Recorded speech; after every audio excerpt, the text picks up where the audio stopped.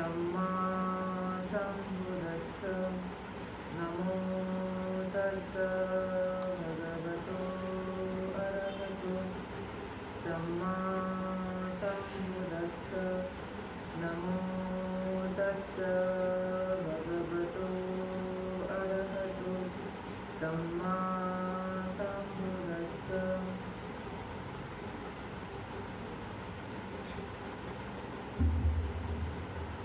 धम्मपत्ति गाथा और कथा, इसके बारे में आज हम उपदेश सुनेंगे। गाथा नंबर 32। भगवान कहते हैं, अपमादरतो भिक्खु पमादे भय्यतस्सिवा अब्भो परिहानाय निप्पाणाय सेदो संति। अर्थ होता है, प्रमादी भिक्षु और प्रमाद से डरने वाला भिक्षु का कभी भी पतन नहीं होता है। यह थोड़ा थोड़ा करके निब्बाण के नजदीक जाने की कोशिश करता है। यह गाथा भगवान बुद्ध ने श्रावस्ती के जेठ वन में रहते समय एक निगमवासी तिस्सा नामक भिक्षु के ऊपर कही। अभी निगमवासी भिक्षु, निगम शहर होता है, और शहर का रहने वाला भिक्षु श्रावस्ती के पास एक छोटा सा शहर था और बहुत बड़े व्यापार का केंद्र था। अब जैसे हम समझते हैं कि कोई डिस्ट्रिक्ट होता है और आजू बाजू सारे गांव होते हैं। गांव में अगर कोई भी हमें सामान लेना है तो हम शहर से जाके तो सामान खरीदते हैं। तो गांव के छोटे मोटे जो दुकान शहर से ही सामान खरीदते हैं। तो उसी प्रकार ये बहुत बड़ा व्यापार का केंद्र था और यहीं से सारे आजू बाजू के गाँव वाले व्यापार करने के लिए सामान लेके जाते थे। तो ये वही रहता था। अब श्रावस्ती से बहुत नजदीक थी। अब भगवान बुद्ध ने तो वहाँ 25 वर्षावास किए हैं, 25 वर्षावास। तो बहुत सालों से वहाँ के सारे उपासक उपासिकाएं और हर एक गांव में भगवान बुद्ध की धम्म की कीर्ति फैली हुई थी। तो सभी लोगों को पता था, चाहे कोई भी धर्म का, कोई भी संप्रदाय का व्यक्ति हो, तो उन्हें भगवान बुद्ध के धम्म के बारे में, भगवान के बारे में और समय के बारे में पता होता है। तो उसमें से ये निगमवासी तिस्सा, ये भी उसी शहर का होने के कारण भगवान बुद्ध के शिक्षकों से समीप रह के इसने बहुत सारा धम्म सीखा। अब धम्म सीखने के बाद इसे ऐसा लगा कि गृहस्थ लाइफ में कुछ नहीं है। गृहस्थ लाइफ में हम जीवन जीते हैं, लेकिन सारा जो जीवन होता है यह सिर्फ खाना पीना, परिवार के लिए जीना और इसके अलावा दूसरा कोई गृहस्थ लाइफ में नहीं होता। तो भगवान बुद्ध के शिष्यों से अनेक बार प्रवचन सुनने के बाद इसे ऐसा लगता है कि गृहस्थ लाइफ छोड़ दे। ये त्यागी जो लाइफ होती है, ये लाइफ बहुत अच्छी है। इसीलिए उसे ऐसा लगा कि मुझे छोड़ना चाहिए और छोड़ने के बाद जो दुख होता है, ये दुख से मैं मुक्ति प्राप्त कर सकूं। अब भगवान बुद्ध का जो मार्ग है तो दुख मुक्ति का ही मार्ग है। जो गृहस्थ जीवन में, संसार जीवन में जो दुख होते हैं, इस दुखों से मुक्ति का मार्ग ही भगवान बुद्ध ने बताया हुआ मार्ग है। तो दुख मुक्ति के बारे में उसे बहुत अच्छी तरह समझ उसने लिया और उसने फैसला कर लिया कि मुझे घर छोड़ना है। हम अगर नॉर्मल लाइफ जी रहे हैं तो हमारे जीवन में बहुत सारे दुख आते हैं। अब दुख तो ये हम सह लेते हैं, बहुत पेशेंस होता है हमें कि दुख सहना, लेकिन जिसे दम पता होता है वो इंसान ऐसे लगता है कि ये दुख सिर्फ यही लाइफ में नहीं है, भूतकाल में जितनी भी लाइफ मैंने जी सारी लाइफ में दुख मुझे हुआ है और भविष्य में फिर से मैं जन्म और मृत्यु के भवन चक्र में न पड़ने के कारण फिर से दुख उत्पन्न हो सकता है, क्योंकि ये तो खत्म नहीं होने वाला। ये तो जब हम खत्म करेंगे तभी जन्म और मृत्यु का चक्र खत्म होगा, दूसरों के प्रयास से खत्म नहीं हो सकता।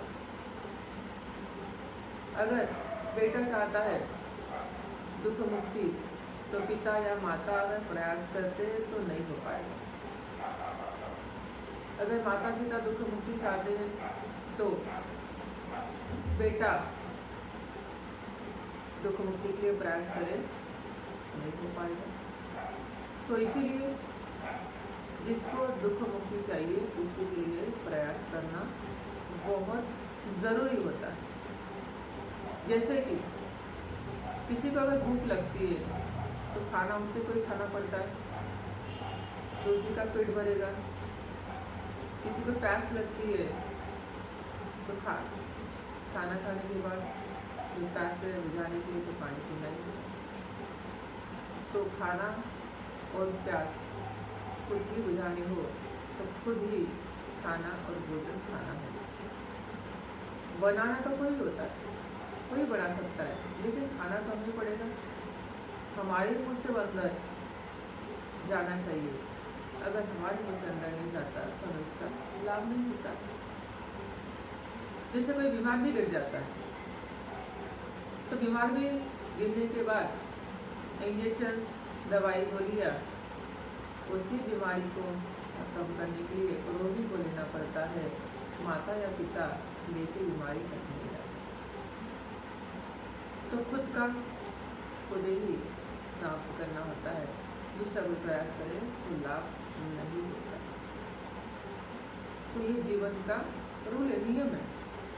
अत्यधिक भव, हमें खुद को ही प्रयास करना है, क्योंकि हम ही सब कुछ खत्म कर सकते हैं और नहीं। और सिर्फ क्या है, मार्ग बताने वाले हैं, राह बताने वाले हैं कि ये राह है, ये मार्ग है, इसके ऊपर चलो, गाइड करने वाले हैं लोग। लेकिन चलना तो हमें ही है, जाना तो हमें ही है। अगर किसी को मेरिट आना है तो कोई गुरु जी प्रयास नहीं करेंगे या माता पिता प्रयास नहीं करेंगे, वो सिर्फ प्रयास करके लेने वाले हैं, सिर्फ गाइड करते हैं कि इस तरह पढ़ाई करो। गुरु जी भी इस तरह कहते हैं कि इस तरह पढ़ाई करो तो तुम मेरिट आ सकते हो, बहुत अच्छे मार्क्स से पास हो सकते हो। तो प्रयास तो उसे ही करना है ना। अगर वो कष्ट करता है तो बहुत अच्छे मार्क्स मिलेंगे, अगर कॉपी भी करता है तो उसे करना है, दूसरों को भी करनी पड़ेगी। तो प्रयास जो होता है, सम्यक जो प्रयास होता है, तो प्रयास करके इंसान कोई भी शिखर पे चढ़ सकता है। तो कोई प्रयत्न करना पड़ेगा और कोई उसके लिए प्रयास नहीं कर सकता। तो ये जीवन का नियम है और ये जीवन का नियम जब किसी को समझता है उसके लाइफ में बहुत प्रगति हो सकती है। तो ये उपासक श्रावस्ती के पास निगम इसे बहुत अच्छी तरह समझ में आया कि दुखों से मुक्ति अगर प्राप्त करना है तो मुझे ही करनी होगी। मेरे माता पिता प्रयास करेंगे तो मैं दुखों से मुक्त नहीं हो सकता, मेरे रिश्तेदार प्रयास करेंगे तो दुखों से मुक्त नहीं हो पाऊंगा। तो प्रयास मुझे ही करना होगा।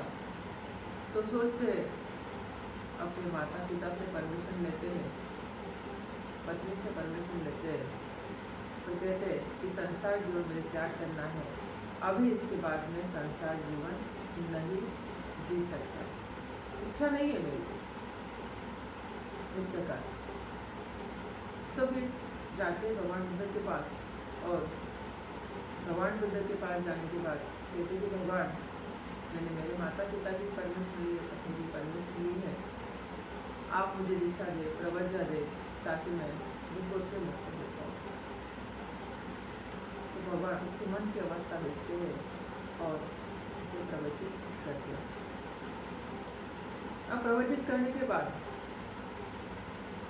उसे जो अनित्य होता है, अनित्य के बारे में भगवान को उपदेश करते हैं कि अनित्य क्या होता है। कोई भी चीज़ परमानेंट नहीं है, सारी टेम्पररी है। अभी अनित्य तो सिद्धांत हमें भी पता है कि जो भी जन्मा उसे मृत्यु आने वाला है। आज खाना खा ले, कल तो भूख लगने वाली है। आज हमने ये दिन गुजारा, कल दूसरा कोई दिन आने वाला है। सेम कोई भी डेज नहीं रहता है। जैसे आज संडे होता है कि संडे के दिन, वैसा ही संडे नेक्स्ट संडे नहीं आ पाएगा। मंडे वैसे ही नेक्स्ट मंडे नहीं आ पाएगा। और कोई भी दिन हो, सारे दिन सलखे नहीं होते हैं, उसमें कोई ना कोई चेंजेस आते रहता है। कोई भी कंडीशन हो वो हमेशा चेंज होती रहती है, यानी कि परमानेंट नहीं है। वैसे ही हमने जन्म लिया है, अभी हम यंग एज में है, बुढ़ापा आने वाला है, और बुढ़ापे के बाद मृत्यु तक कंफर्म होती है। ऐसा हम नहीं बोल सकते कि मेरी मृत्यु बुढ़ापे के बाद नहीं आने वाली, या मैं यंग हूँ तो मुझे यंग एज में मृत्यु नहीं आएगी, अभी मुझे 40-50 साल बाकी। ऐसा भी हम नहीं बोल पाएंगे। यंग एज में भी लोग मृत्यु को प्राप्त हो सकते हैं। अगर छोटा बच्चा भी हो, हम नहीं कह सकते अभी इसके 80 साल बचे हैं, उसे भी कभी भी मृत्यु आ सकती है, ये कोई नहीं कह सकता, क्योंकि कर्म विपाक जैसा होता है उसी तरह हमारी लाइफ गुजरती है। तो उसी तरह से बहुत अच्छी तरह ये समझ में आता है, और भगवान ने जो भी ध्यान मार्ग इससे बताया है वही ध्यान मार्ग पालन करने में वो काम करना शुरू कर देता है। अब श्रावण से तो बहुत नजदीक है, तो वहाँ ये रोज भिक्षाटन करने जाता है ऋषि के बाद। अब ये वही जाता है जहाँ इसके रिश्तेदार होते हैं। रिश्तेदार जो घर होते हैं उसी घर में ये भिक्षाटन करता है, उसी एरिया में भिक्षाटन करता है। और भिक्षाटन करने के बाद वही कोई झाड़ के नीचे बैठ के भिक्षा अन्न ग्रहण करके तो वही वो आराम करते हैं, और रात भी वही पेड़ के नीचे गुजारते हैं। अब ऐसे बहुत दिन गुजर जाते हैं। अब इनके साथ में जो भिक्षु होते हैं वो कहते हैं कि ये रोज रोज उसी एरिया में जाने से अच्छा है कि चलो सावंती चलते हैं भिक्षाटन करने, जहाँ कौशल नरेश वहाँ रहते हैं, विशाखा माता वहाँ रहती है, जहाँ अनाथ पिंडक रहते हैं, वहाँ हमें भोजन बहुत अच्छी तरह मिलेगा, और हर एरिया में हमें भोजन के लिए हमें जाना चाहिए। तो ये कहते हैं कि नहीं, आप जाइए, मुझे तो वही भिक्षाटन करने के लिए जाना है। अब इस तरह भिक्षु से समझाने के बावजूद भी वो उन्हीं के ही रास्ते पे चलते हैं। और फिर भगवान के पास उनके जो मित्र भिक्षु होते हैं, वो मित्र भिक्षु आते हैं, कहते हैं कि भगवान बहुत दिन हो गए, ये जो निगम तीस्र भिक्षु एक ही जगह जाके भिक्षाटन करते हैं, दूसरी कोई जगह नहीं जाते हैं, और वही जाते हैं जहाँ इनके रिश्तेदार है, वही जाके ये भिक्षाटन करते हैं। तो भगवान कहते हैं ठीक है, उससे बुलाओ। कि भगवान ने उसे कहा है करके, तो भिक्षु जाके उसे कहते हैं कि भगवान बुद्ध ने आपको बुलाया है। अब निगम तीस्र भगवान बुद्ध के पास जाते हैं, और जाने के बाद भगवान को वंदन करते, एक और बैठते। बैठने के बाद भगवान पूछते निगम तीस्र, ये जो भिक्षु है, ये भिक्षु ऐसे बता रहे हैं कि तुम तुम्हारे रिश्तेदारों के एरिया में जाके भिक्षाटन करते हो, क्या ये सही है, सच ही है? तो कहते भगवान हाँ सही है, सच है ये। तो क्यों? तो वो कहते भगवान, मैं अगर मेरे रिश्तेदारों के घर जाके भी भिक्षाटन करता हूँ, लेकिन मेरे मन में अभी उनके प्रति कोई तृष्णा नहीं। वो जो भी आहार मुझे दान देते, अन्नदान देते हैं, चाहे सूखा अन्न हो या गीला अन्न हो, मैं दान देते हैं, वो मैं बहुत अच्छी तरह ग्रहण करता हूँ और उसी एरिया के पास कोई पेड़ हो वहाँ जाके भिक्षाटन ग्रहण करता हूँ और वहीं मैं रात बिताता हूँ। लेकिन मैं उनके घर में जाके नहीं रहता, क्योंकि आपका जो मार्ग है ये दुख मुक्ति का मार्ग, इस मार्ग का अगर मुझे लाभ लेना है तो मैं ये रिश्तेदारों के घर रह के प्राप्त तो नहीं हो पाएगा। इस तरह भगवान बुद्ध को उत्तर देने के बाद भगवान कहते हैं कि बहुत अच्छा, बहुत अच्छी तरह आपने धर्म समझ लिया। अब उनके जाने का जो उद्देश्य होता है अपने रिश्तेदारों के एरिया में जाके भिक्षाटन करने का, जैसे भी कोई भिक्षु बन जाता है, अब उन्हें ऐसा लगता है कि मुझे तो धर्म का मार्ग मिल गया है, मुक्ति का मार्ग मिल गया है, तो मेरे जो रिश्तेदार हैं वो भी इस राह पे आ जाए, उन्हें भी आज या कल धर्म का मार्ग पता हो और वो भी दुख मुक्ति प्राप्त कर पाए। तो इसी हेतु उनको पुण्य मिलना चाहिए, उनका भी पुण्य कर्म बढ़ना चाहिए, उनके मन में भी त्याग उत्पन्न होना चाहिए और उन्हें भी धर्म का लाभ मिलना चाहिए। धर्म का उपदेश सुनने से कोई भी इंसान दुख मुक्ति के राह पे चल सकता है। तो कितनी बड़ी उनकी मन की इच्छा थी कि जैसे मैं दुख मुक्ति के मार्ग पर हूँ, उसी प्रकार मेरा रिश्तेदार, मेरा जो परिवार है वो भी वैसा ही है जैसे कि हम भी होते हैं। कोई इंसान बुद्ध विहार में आता है, बुद्ध विहार में आने के बाद धम्म सुनने के बाद उन्हें ऐसा लगता है कि धम्म तो बहुत अच्छा है, शील तो बहुत अच्छा है, बुद्ध का धम्म ने तो मेरा जीवन बदल दिया है, तो क्यों ना मैं मेरे रिश्तेदारों को बताऊं, दूसरे परिवार को बताऊं, तो वो भी अकुशल मार्ग पे है तो कुशल मार्ग पे आ जाएंगे। जो कुशल मार्ग पे उनके और पुण्य बढ़ेंगे और उन्हें भी ये धर्म का ज्ञान मिलेगा और भविष्य में हो सकता है उनकी दुख मुक्ति हो सकती है। तो इसलिए बहुत सारे फिर उपासक कहते हैं कि चलो बिहार में चलो, बिहार में शाम को प्रवचन होता है, प्रवचन सुनने के बाद हम इसका लाभ ले सकते हैं और धर्म का पालन कर सकते हैं। तो बहुत सारे लोग अपने परिवार का सुन के बिहार में आते हैं और लाभ लेते हैं। कोई सुन के फिर बैठ जाते हैं कि ठीक है, हमें इसकी ज़रूरत नहीं है, क्योंकि हम तो वैसे भी खुश है, सुखी है, क्योंकि हमारे पास बहुत सारा पैसा है, धर्म की क्या जरूरत है। ऐसा भी होता है, कोई सुनता है, कोई नहीं सुनता। तो इसीलिए हमारे जो निगम इस भिक्षु थे, उनकी भी सोच वैसी थी कि जैसे मैं मुक्ति पे चल रहा हूँ, उसी तरह मेरा जो परिवार है, जो पीछे छूटा हुआ जो परिवार है, उसको भी उसी लाइफ करनी चाहिए। इसलिए वो वही एरिया में जाके भिक्षाटन करते थे। अब भगवान बुद्ध ने ये सब सुना तो बहुत अच्छा लगा। तो कहते कि भिक्षु, जिस तरह तुम्हारे गुरु है, तो गुरु की तरह ही आप आपकी हैबिट बना लो। गुरु जिस तरह लोगों के हित के लिए, सुख के लिए कार्य करते हैं, उसी तरह आप भी लोगों के हित के लिए, सुख के लिए कार्य करो, उनसे करुणा करो, उनके ऊपर मैत्री करो, उनको धर्म का उपदेश दो ताकि वो दुखों से मुक्ति प्राप्त कर सके। इस प्रकार भगवान भिक्षु संघ को और निगम भिक्षु को उपदेश करते हैं। उसके बाद भगवान कहते हैं कि ये अभी भी ऐसा नहीं था, इसके पहले भी ये जैसे अभी संतुष्ट है, इसके पहले भी ये संतुष्ट था। तो भिक्षु कहते हैं कि भगवान ऐसे क्या हुआ, क्या घटना है, आप कुछ बताना चाहते थे, हम इनकी पूर्व काल की घटना सुनना चाहते हैं। तो भगवान कहते हैं कि पूर्व समय में हिमालय के पास गंगा नदी के तट पे एक उपवन था, छोटा सा वन, फॉरेस्ट, जंगल, जहाँ बहुत सारे अंजीर के पेड़ लगे हुए थे। अब इस अंजीर के पेड़ में जब अंजीर आते, बहुत सारे तोते आते खाने के लिए, ऊपर तोते आते और अंजीर खाते।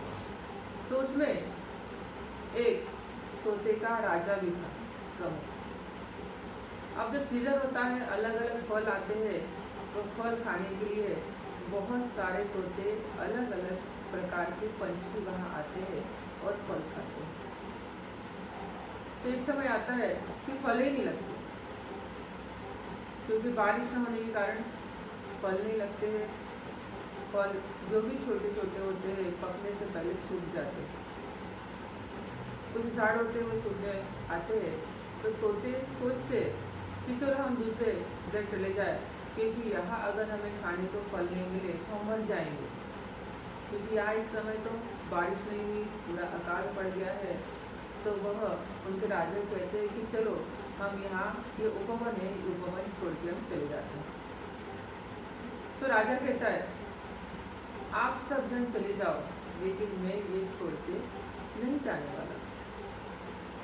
तो सारे तोते वहाँ से निकल जाते हैं, लेकिन जो तोते का जो राजा होता है वो वही रहता है। जो सूखे फल होते हैं, जो पत्तियाँ होती है, ये खा के वो पानी पी के उसी तरह गुजारा करता है, और वो खा के भी वो संतुष्ट होता है। ऐसा नहीं कि यहाँ अकाल पड़ गया है, सारा खत्म हो गया है, यहाँ फल भी खत्म हो गए, सूखे हो गए, नीचे फल नहीं है यहाँ, तो वह दुखी नहीं होता है। तो जो जैसा है, जो जैसी कंडीशन है, वैसी कंडीशन को ये एक्सेप्ट करता है, क्योंकि इसके बाद तो अच्छा ही आने वाली है ना। ये अकाल जो पड़ा है, ये अकाल हमेशा के लिए नहीं पड़ा है। इसके पहले भी ऐसे अकाल पड़ते थे और भविष्य में इस प्रकार के अकाल पड़ते होंगे। लेकिन अगर इस तरह हमने हमारी माइंड की कंडीशन चेंज कर दी, तो हम सुख से, समाधान से जीवन नहीं जी पाएंगे। तो इसीलिए वो यह सोच के वही रहता है।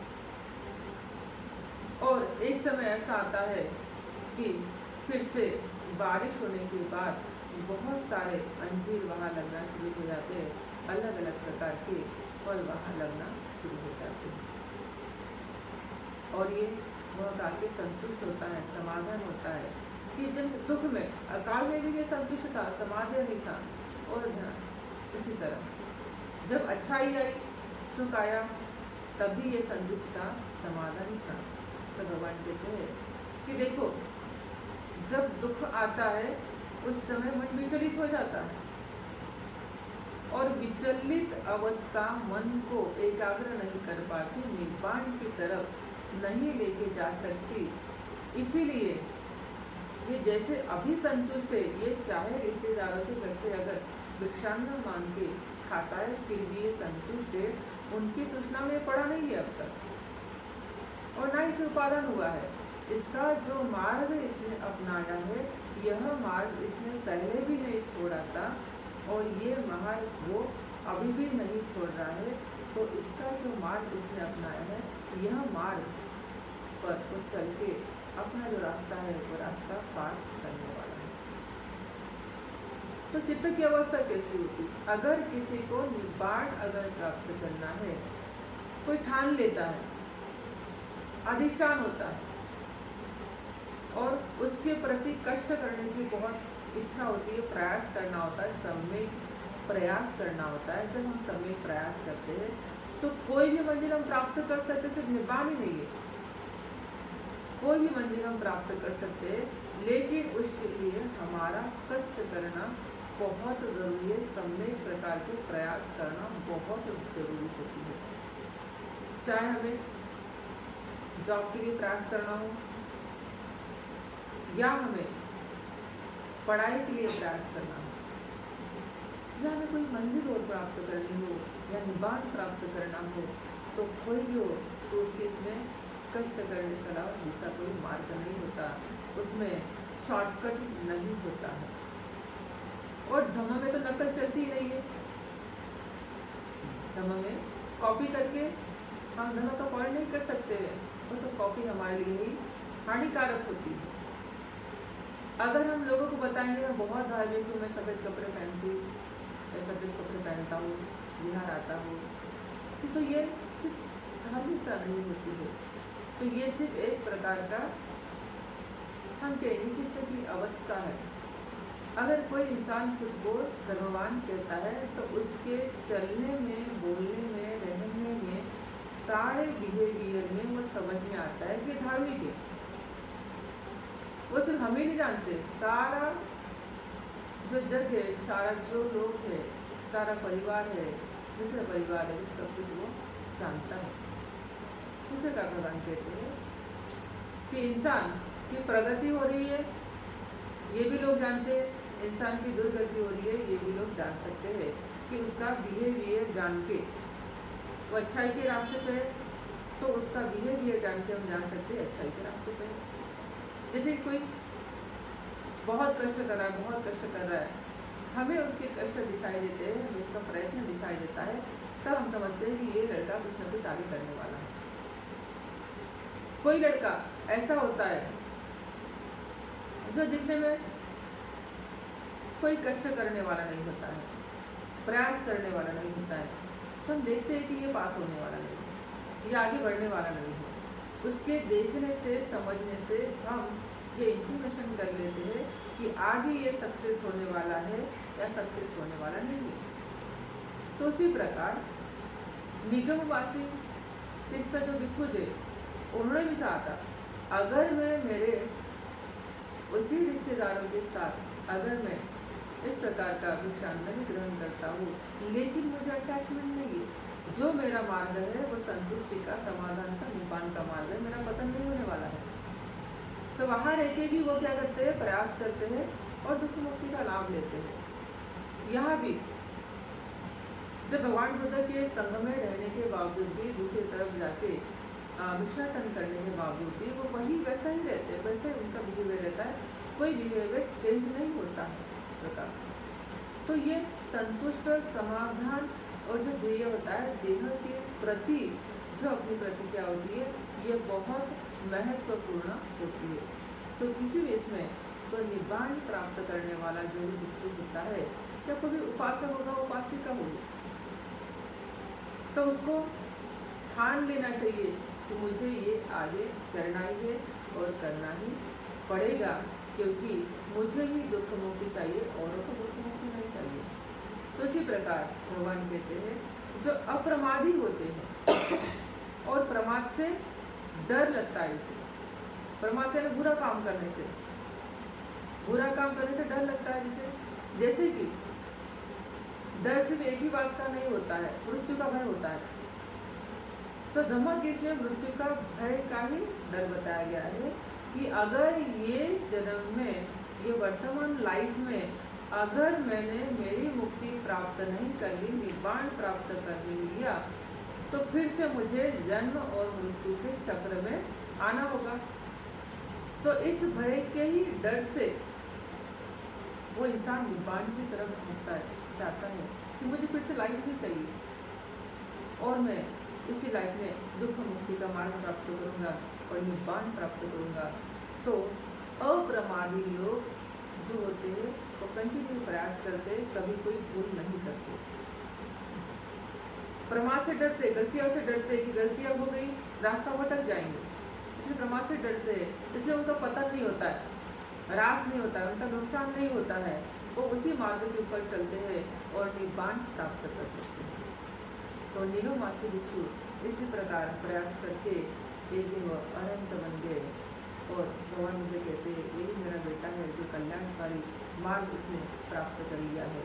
तो इसी प्रकार आप लोग भी जो बिहार में आके जो धर्म सीखते, जानते, फॉलो करते हैं, इसी कंटिन्यूटी बनाए रखिए, क्योंकि ये भगवान बुद्ध के जो प्रवचन से, इसी प्रवचन से हमें दुख मुक्ति का लाभ प्राप्त हो सकता है। बहुत हार्ड है, ये समझना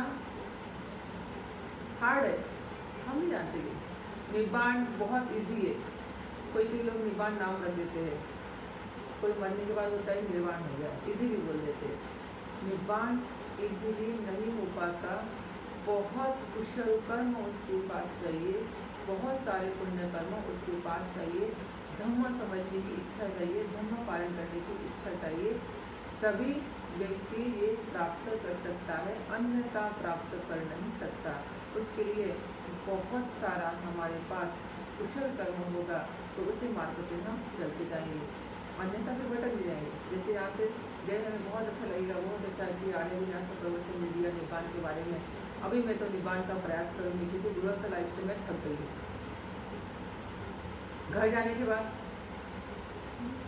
वही खाना, वही सब कुछ, निब्बान गया, खत्म हो गया निब्बान। म्यांमार के लोग कहते कहते, म्यांमार में अभिधम्म बहुत प्रचलित है और एक एक इंसान वहाँ का अभिधम्म जानता है, धम्म जानता है। तो अगर चावल भी, राइस भी पक जाता है ना, वो क्या कहते हैं, निब्बान हो गया। वो यानी इतनी अच्छी डेफिनेशन, क्योंकि बाद में पकने वाला नहीं है ना। एक बार राइस पक गया तो फिर से कोई उसे पकाने वाला कोई नहीं पका सकता, निब्बान हो गया है। तो निब्बान वो अग्नि है, एक बार बुझ गया फिर से वो जल नहीं सकता है। आप उसमें फिर रॉकेट डालें, पेट्रोल डालें और कुछ भी डालें, वो नहीं जल सकता। वो एक बार बुझ गया। तो हमारे मन की जो योजना एक बार बुझ गई, खत्म हो गई, हमने निब्बान प्राप्त कर लिया, फिर से नो लाइफ। तो उसी प्रकार हर एक लाइफ पे, हर एक मोड़ पे, हर एक अवस्था पे हमें धम्म समझना बहुत ज़रूरी है। चाहे हम गृहस्थ है या हम गृहहीन है, चाहे हम बच्चे, बूढ़े हैं, जवान है, कोई भी अवस्था। अब ऐसे नहीं हम यंग है, अब जब हम 60 साल के हो जाएंगे तब हम क्या करेंगे, धम्म पालन करेंगे। अब 60 साल के बूढ़े होने के बाद कोई कर सकता है? एक तो दिखाई देता नहीं, आंखें कमजोर हो जाती है, सुनाई नहीं देता है, शरीर रोगी हो जाता है, चलते नहीं आता, बैठते नहीं आता, उठते नहीं आता, तो फिर धम्म कहाँ समझेंगे? धम्म नहीं समझ सकते। बूढ़ापे में हम धम्म नहीं समझ सकते। बूढ़ापे में सिर्फ खाना पीना और मृत्यु की राह देखना, इतना ही कर सकते हैं। बूढ़ापे में हम कुछ नहीं कर सकते। तो धम्म सीखने के लिए यंग एज, चाइल्ड एज बहुत इम्पोर्टेंट होती है। इसी एज में हम धम्म सीख सकते, समझ सकते हैं और प्रयास कर सकते हैं। प्रयास करने की एक एज होती है, उसी एज में हम सीख सकते हैं। जैसे कि हम छोटे बच्चे कहेंगे 5 साल के, स्कूल में जा, पढ़ाई कर, उसकी मेंटालिटी वैसी होती है, वैसा ही प्रयास करना शुरू कर देता है। अब 60 साल के किसी बुढ़े को हम कहते हैं चल ABCD सीख, अब वो सीख, वो सीख पाएगा? और बोलेगा मुझे कोई ज़रूरत नहीं है, अभी मेरी बुद्धि काम नहीं करती है और मैं सीख के क्या करूँ, होता है ना। तो उसकी मेंटालिटी वैसी नहीं होती है जैसे कि एक एनर्जी बच्चे की होती है। तो उसी तरह धम्म भी बूढ़े लोगों की से, बूढ़े लोगों के लिए क्यों है? क्योंकि आखिरी का जो समय होता है वो समय उनका बहुत अच्छी तरह जाए, धम्म में जाए, कोई भी राग द्वेष मोह उनमें मृत्यु के समय ना हो और आने वाली गति उनको सुगति मिले। इसलिए बुढ़ापे में धम्म सीखना बहुत जरूरी है। अगर वो भी नहीं सीखता तो खत्म हो गया। तो 3 अवस्था में धम्म सीखना बहुत जरूरी है, चाइल्ड एज, यंग एज और बुढ़ापा। लेकिन 3 अवस्था में से कोई भी एक अवस्था अगर होती है तो समझ लीजिए जीवन हमारा सार्थक हो गया। अगर 3 अवस्था में से एक भी अवस्था में हमने नहीं धम्म सीखा तो समझ लीजिए हमने एनिमल लाइफ गुजारी है। एनिमल भी क्या करते हैं, खाते पीते, बच्चे देते, सोते हैं, घूमते हैं, उसी तरह हमने कर लिया। हमने भी खाया पिया, बच्चों को जन्म दिया और सारी लाइफ गुजार ली है सारा। तो एनिमल लाइफ और हमारी लाइफ सेम हो गई है। तो हमारी लाइफ एनिमल लाइफ सेम नहीं होनी चाहिए, इसीलिए हमें धम्म सीख के हमारा जीवन बहुत सुखमय और दुख मुक्ति करने में प्रयास करना चाहिए। इस तरह आज हमारा यही प्रवचन, इसके माध्यम से जो भी आप प्रेरणा लें, उस प्रेरणा से आप सबको धम्म का जीवन जीने के लिए लाभ मिले। सब लोग बहुत कष्ट करके धम्म सुने और फॉलो करें, यही जीवन में आपको लाभदायी होगा। बुद्ध धम्म संघ के प्रताप से सभी का कल्याण, सभी का मंगल हो, सभी को आयु, आरोग्य और सुख की प्राप्ति।